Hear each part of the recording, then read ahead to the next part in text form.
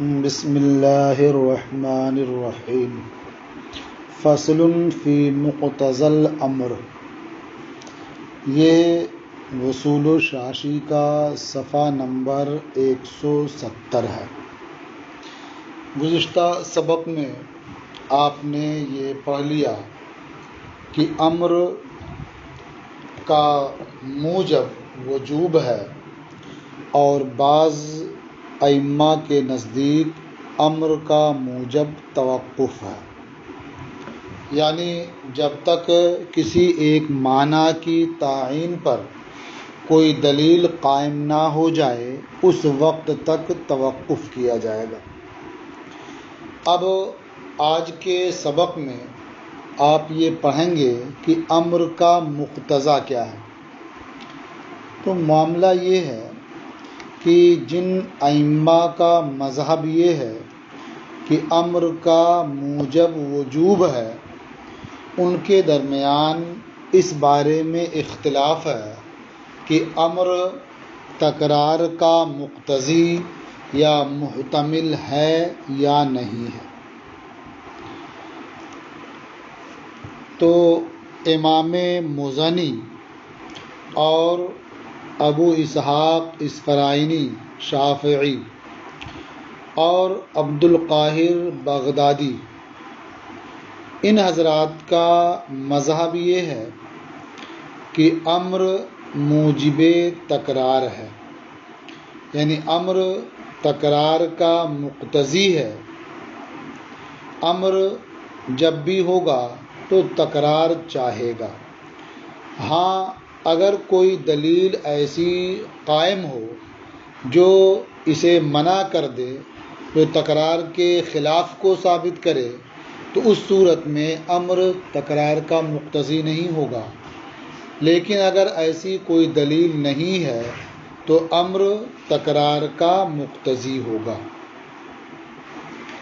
اور بعض اصحاب شافعی کا مذہب یہ ہے کہ امر موجب تکرار نہیں ہے لیکن محتمل تکرار ہے، یعنی امر میں تکرار کا احتمال رہتا ہے۔ اب یہ دو صورتیں ہو گئیں، ایک یہ ہے کہ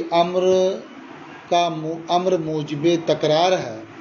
اور دوسری صورت ہوئی امر محتمل تکرار ہے۔ تو موجب اور محتمل میں فرق کیا ہے؟ کہتے ہیں موجب یہ بغیر کسی قرینے کے ثابت ہوتا ہے اور جو محتمل ہوتا ہے وہ بغیر قرینے کے ثابت نہیں ہوتا ہے۔ جو امر جس چیز کو واجب کرتا ہے وہ قرینہ ہو یا نہ ہو وہ چیز ثابت ہوگی، اور امر جس چیز کا احتمال رکھتا ہے تو بغیر قرینے کے وہ احتمال ثابت نہیں ہوگا۔ تو یہ دو مذہب ہو گیا، ایک تو یہ ہے کہ امر موجب تکرار ہے، اور دوسرا مذہب ہوا کہ امر محتمل تکرار ہے، موجب تکرار نہیں ہے۔ ہمارے بعض مشائخ نے فرمایا کہ امر مطلق نہ موجب تکرار ہے نہ محتمل تکرار ہے، لیکن جو امر معلق بشرط ہو یا جو امر مقید بالوصف ہو وہ شرط یا وصف کے تکرار سے مقرر ہوگا۔ مثلا اللہ تعالیٰ کا ارشاد ہے وَإِن كُنتُمْ جُنُبًا فَاتَّطَهَّرُوا۔ فَاتَّطَهَّرُوا یہ امر ہے لیکن ایک شرط کے ساتھ معلق ہے، ان کنتم جنبا۔ تو امر جو مطلق ہو یہ نہ موجب تکرار ہوتا ہے نہ محتمل تکرار ہوتا ہے، لیکن یہاں ایک شرط کے ساتھ معلق ہے، تو جب جب یہ شرط پائی جائے گی تو جب جب وہ حکم پایا جائے گا، یعنی امر جب جب یہ شرط ہوگی جب جب امر لوٹ کر کے آ جائے گا، وہ امر متکرر ہوگا، دوبارہ آئے گا۔ یا جیسے اللہ تعالیٰ کا ارشاد ہے الزانیۃ والزانی فجلدوا کل واحد منہما مئۃ جلدہ، زانیہ اور زانی ان میں سے ہر ایک کو 100 کوڑے لگاؤ۔ تو فجلدو یہ امر ہے، لیکن یہ امر مقید ہے کہ وصف کے ساتھ، یعنی یہ کوڑا مارنا اسی کو ہوگا جو وصف زنا سے متصف ہوگا۔ تو جب جب زنا کا ثبوت ہوگا، جب کوڑا مارنا بھی ثابت ہوگا۔ تو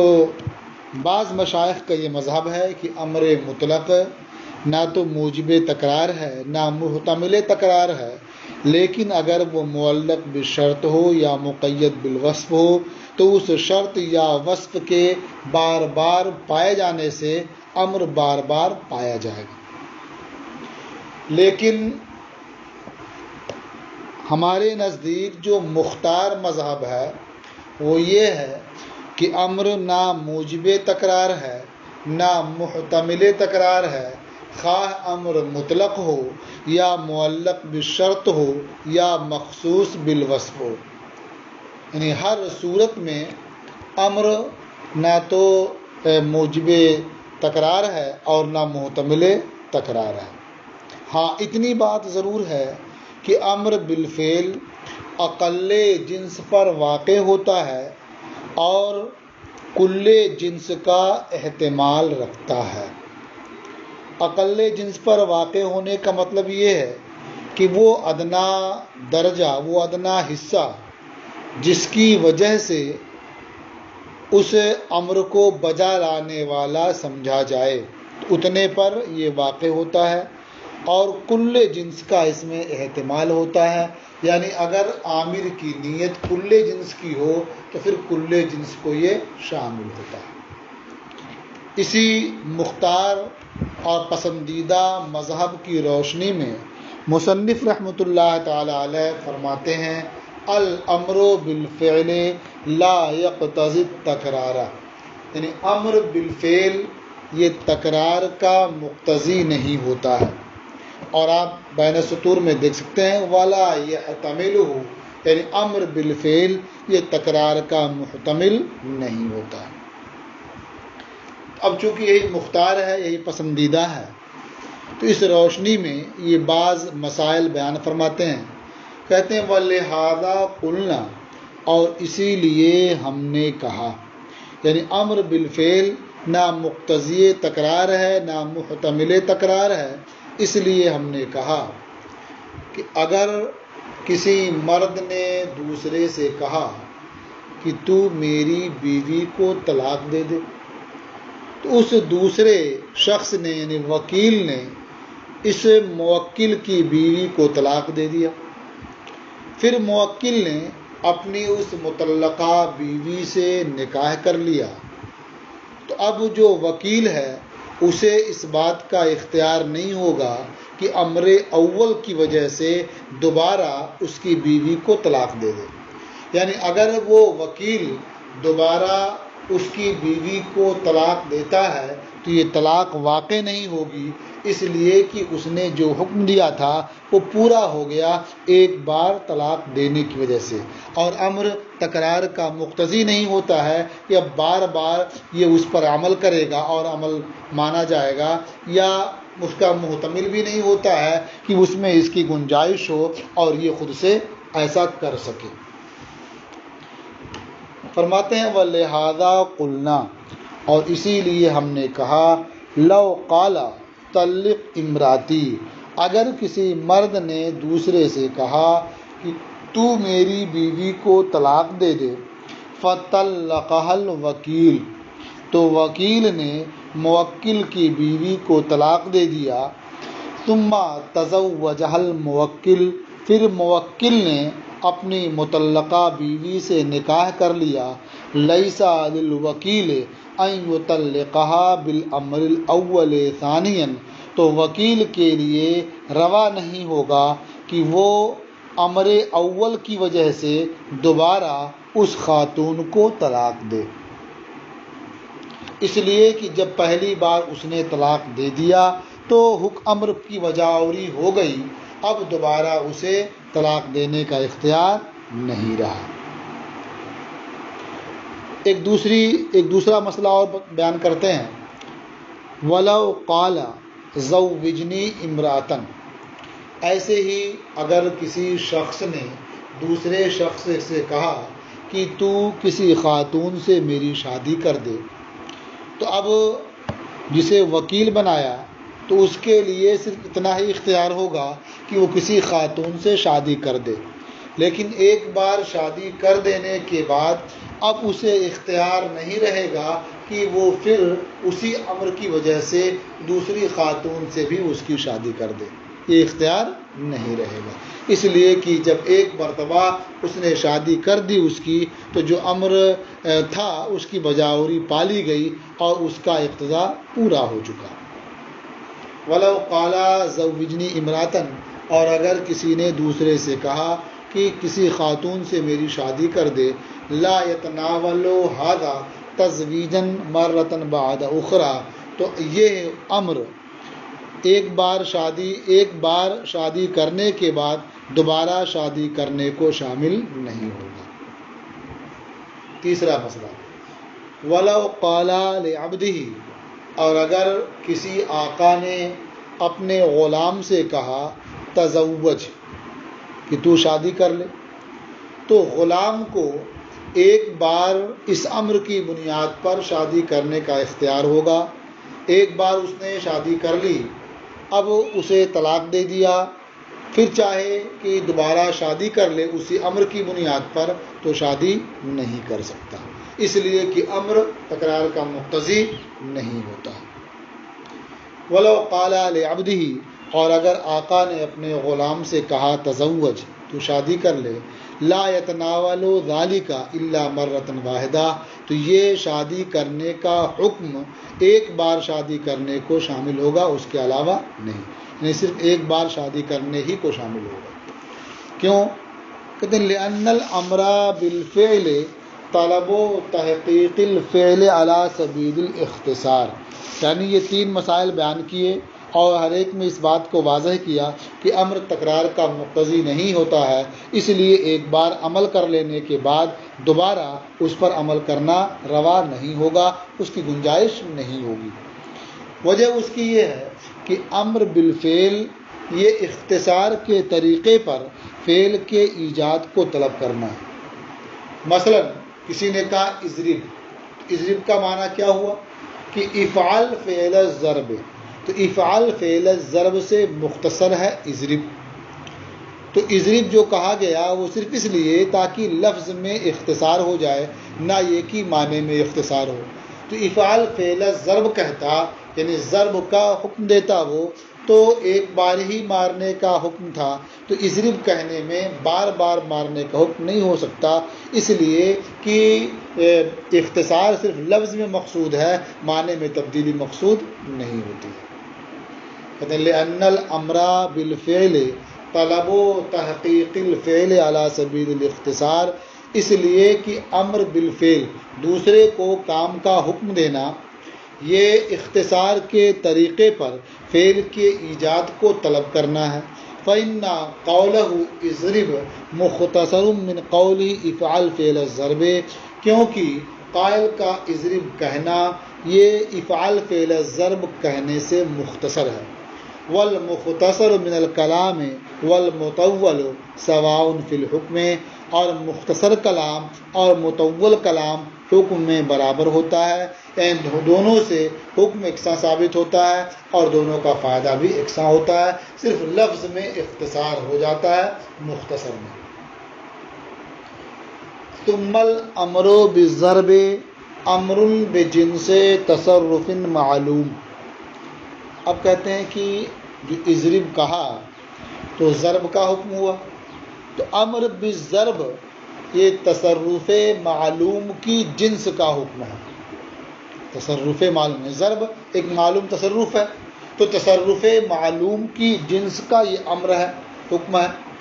اور اس میں جنس کا حکم یہ ہے کہ وہ اطلاق کے وقت ادنا کو شامل ہوتا ہے،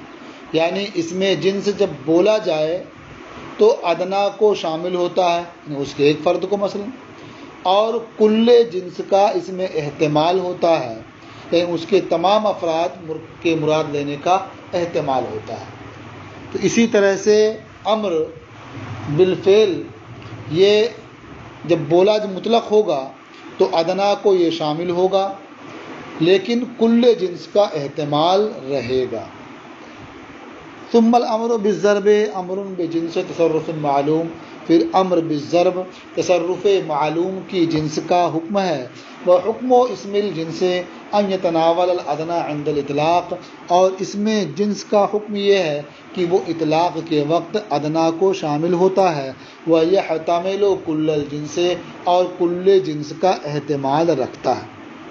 وعلی ھذا قلنا، اور اسی بنیاد پر ہم نے کہا، یعنی اس میں جنس ادنا کو شامل ہوتا ہے اور کل جنس کا احتمال رکھتا ہے۔ اسی بنیاد پر ہم نے کہا کہ جب کوئی شخص یہ قسم کھا لے لا یشرب الماء، کہ وہ پانی نہیں پیے گا، تو الماء یہ اس میں جنس ہے، اسے نہ پینے کی قسم کھا لی ہے، تو اب اگر وہ پانی کا ادنا قطرہ بھی پی لیتا ہے تو حانث ہو جائے گا، اس لیے کہ ادنا کو یہ شامل ہوتا ہے۔ اور اگر قسم کھانے والے نے دنیا کے تمام پانی کی نیت کر لی ہے کہ وہ دنیا کا سارا پانی نہیں پیے گا، تو اس کا یہ نیت کرنا صحیح ہوگا۔ یعنی اگر اس کی یہ نیت ہے تو اب ایک قطرہ پانی پینے سے حانث نہیں ہوگا، بلکہ جب سارا پانی پی لے گا تو حانث ہوگا۔ تو معلوم ہوا کہ ادنا کا ثبوت ہوتا ہے اطلاق کے وقت، اور کل جنس کا احتمال رہتا ہے۔ اذا حلف لا یشرب الماء، جب کوئی قسم کھا لے کہ وہ پانی نہیں پیے گا، یحنث بشرب ادنا قطرۃ منہ، تو وہ قسم کھانے والا اب پانی کا ادنا قطرہ پینے سے حانث ہو جائے گا۔ ولو نوى به جميع میاہ العالم صحت نیتہ، اور اگر قسم کھانے والے نے اس سے دنیا کے سارے پانی کی نیت کر لی تو اس کی نیت صحیح ہوگی۔ دوسرا مسئلہ، وَلِهَذَا قُلْنَا إِذَا قَالَ لَهَا طَلِّقِي نَفْسَكِ، اسی روشنی میں ایک مسئلہ یہ بیان کیا کہ اگر شوہر نے اپنی بیوی سے کہا طلقی نفسک، تو اپنی ذات کو طلاق دے لے، عورت نے کہا طلقت، یعنی میں نے اپنے کو طلاق دے لی، تو اس سے ایک طلاق واقع ہوگی، اس لیے کہ وہی ادنا ہے۔ لیکن اگر شوہر نے طلقی نفسک کہنے میں 3 طلاق کی نیت کر لی تھی تو اس کا 3 طلاق کی نیت کرنا صحیح ہوگا، اس لیے کہ یہ کل جنس ہے۔ اور اسی لیے ہم نے کہا کہ جب شوہر بیوی سے کہے طلقی نفسک، تو اپنے کو طلاق دے لے، فقالت طلقت، تو بیوی نے کہا کہ میں نے طلاق دے لیا، یا قول واحدۃ، تو ایک طلاق واقع ہوگی۔ ولو نوت ثلاثہ صحت نیتہ،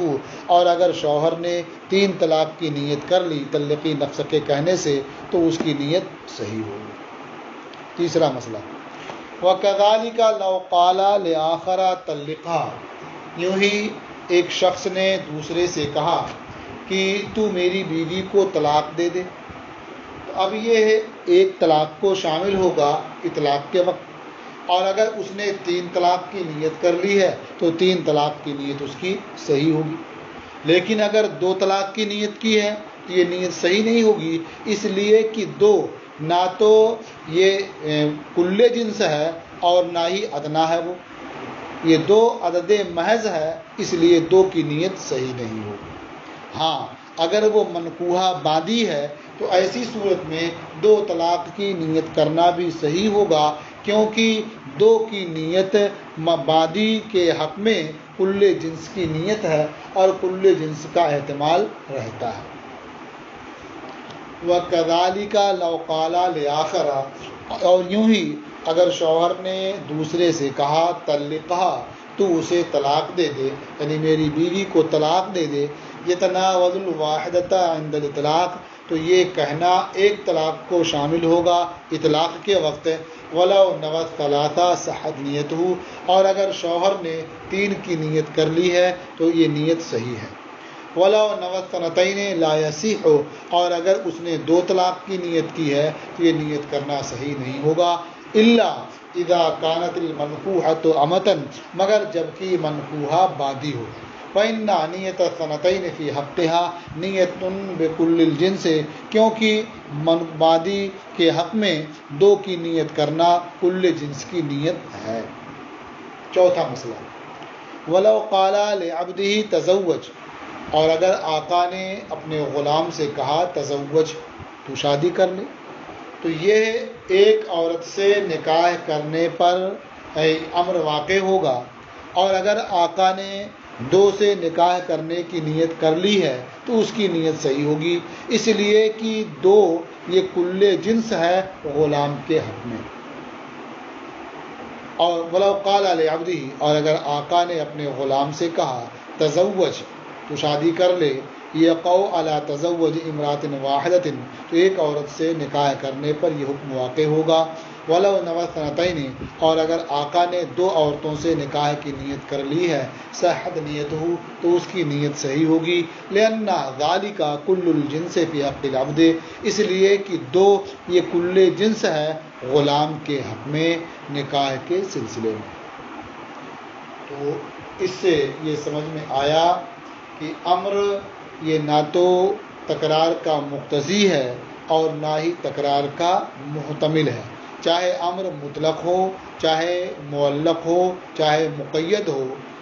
کسی بھی صورت میں وہ امر تکرار کا مقتضی یا محتمل نہیں ہوتا ہے۔ اب ایک بڑا شبہ یہ پیدا ہوتا ہے کہ ایک بار نماز پڑھنے کے لیے کہا گیا، اب بار بار نماز واجب ہوتی ہے، تو عبادتوں میں جو تکرار ہے اس کی وجہ کیا ہے، یہ انشاءاللہ آپ کل پڑھیں گے۔